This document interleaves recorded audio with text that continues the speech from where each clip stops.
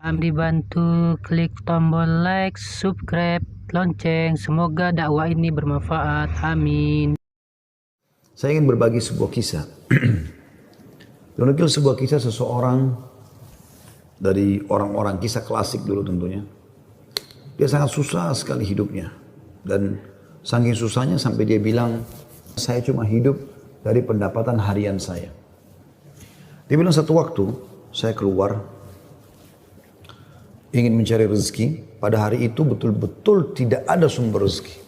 Kenapa yang saya dapat hari itu yang dipakai makan gitu. Dia bilang saya sudah keliling sana sini tidak ada makanan. Dan saya tidak pulang ke rumah sampai di awal malam selepas Isya lebih. Istri sama anak saya sudah menunggu. Kemudian saya pun pulang ke rumah. Begitu pulang ke rumah dibuka pintu disambutlah oleh anak dan istri. Dengan harapan selain menemui saya juga mereka berharap bisa ada makanan dan minuman seperti biasa. Tapi karena istri saya melihat di tangan saya tidak ada sama sekali bekal apa-apa. Maka saya pun duduk kemudian diberikan air putih lalu dia bertanya. Apa hari ini nggak ada bekal makanan? Lalu saya menjawab, sama sekali saya nggak temukan pekerjaan. Saya tidak tahu harus mencari di mana lagi. Lalu kata istrinya, lalu apakah kita harus tidur dalam kondisi kelaparan? Saya sama anak-anak betul-betul belum makan sama sekali dari pagi gitu. Maka kata dia, baik, saya istirahat sejenak, baru saya akan keluar cari rezeki lagi. Mudah-mudahan malam ini Allah berikan kepada kita. Kata istrinya, baiklah kalau gitu. Subhanallah, tanpa mengenal letih, laki-laki yang soleh ini dia keluar dari rumahnya. Dan waktu dia keluar, sudah masuk, kalau kita sekarang jam 12 malam. Zaman dulu, belum ada lampu kayak kita sekarang. Mungkin di jam 10 malam aja kalau kita sekarang itu sudah, zaman dulu orang sudah tidur semua.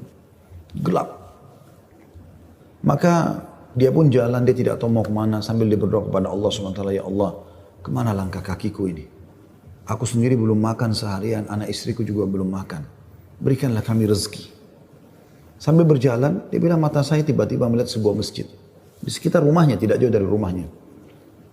Gelap, nggak ada lampu kan. Zaman dulu belum ada lampu, orang pakai sumbu, pakai minyak, dinyalakan, kemudian baru terang itu pun sangat kecil. Penerangannya sebagaimana kita tahu kalau pakai sumbu. Maka dia coba nyalakan api, menyala, kemudian dia wudhu, dia sholat. Dia tidak tahu harus buat apa lagi. Mulai ada sholat, habis sholat dia berdoa kepada Allah Subhanahu Wa Taala supaya dimudahkan, dikasih rezeki, dikasih segala macam dan dikeluarkan dari masalah kemiskinan ini.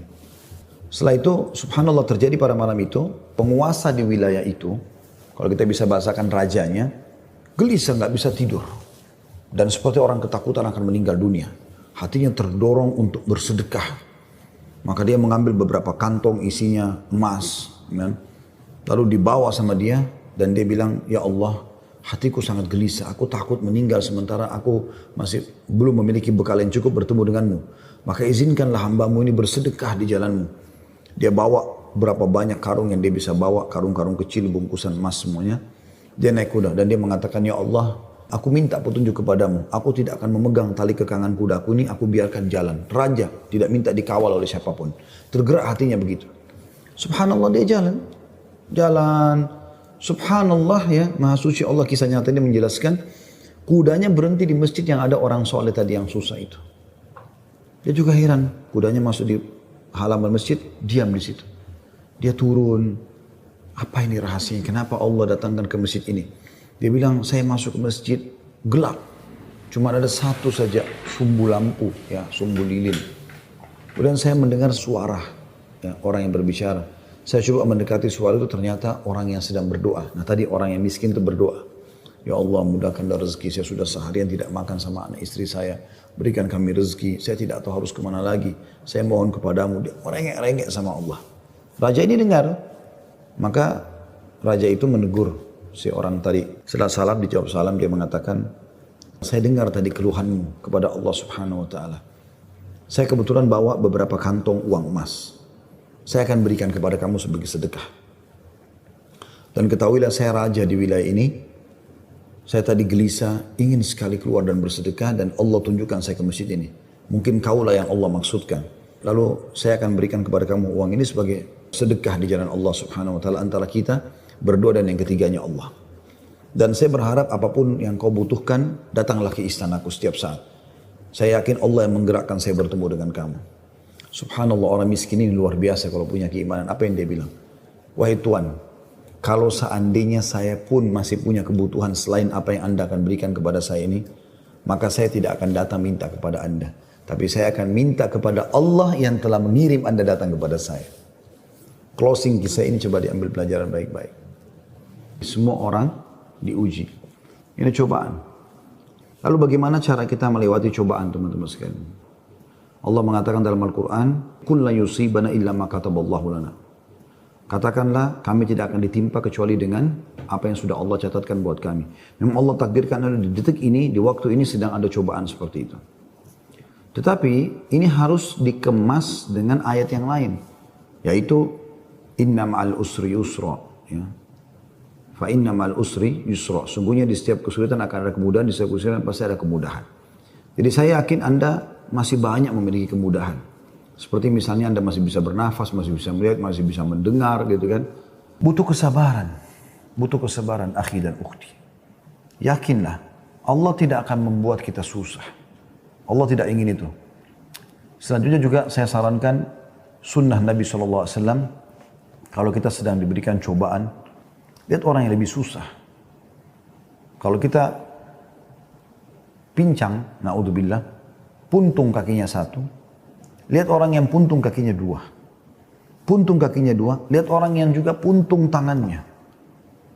Puntung kaki dan tangannya, lihat orang yang buta. Selalu orang yang lebih susah. Sehingga kita selalu tahu nikmat Allah begitu besar kepada kita. Kadang-kadang teman-teman saya lihat ada orang berkeluh kesahnya luar biasa, padahal sebenarnya masalahnya kecil dalam hidupnya. Masalahnya masih bisa dia laluin, tapi dia besar-besarkan masalah itu. Sehingga akhirnya dia tidak bisa melalui cobaan dengan baik. Apa kata Umar radhiyallahu anhu tentang masalah ini? Orang yang Allah berikan cobaan kepada dia dan pasti Allah akan uji hamba-hambanya.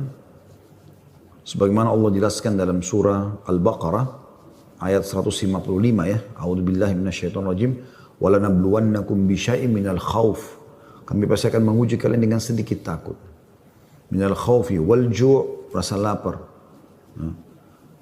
Wa naqsi minal amwali wal anfusi wath thamarat, dan kekurangan jiwa. Yang orang kita cintai meninggal, harta juga kurang, hasil panen juga kurang, pekerjaan tidak ada, di PHK. Wa basyirus sabirin, dan sampaikan kepada orang-orang yang sabar.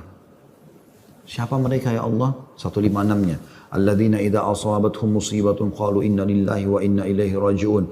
Mereka yang kalau ditimpa musibah mereka mengatakan kami milik Allah, kami akan kembali kepada Allah. Lalu Allah bilang apa? Ulaika, mereka-mereka lah. Alaihim salawatu min rabbihim wa rahmah. Mereka akan dapat ya jalan keluar dan rezeki dari Tuhan mereka. Wa ulaika humul muflihun, dan mereka adalah orang-orang yang beruntung, gitu kan? Dari sini teman-teman sekalian, Anda sabar dalam melaluinya dan lihat orang yang lebih berat. Insya Allah akan ada jalan keluar. Tidak mungkin tidak. Yang penting teman-teman, di saat kita lagi genting, terus bergerak. Terus berusaha, terus ikhtiar. Terus berdoa kepada Allah SWT. Saling dukung-menukung, jangan saling menyalahkan. Semoga Allah SWT memberikan kita semua jalan keluar yang terbaik. Ya.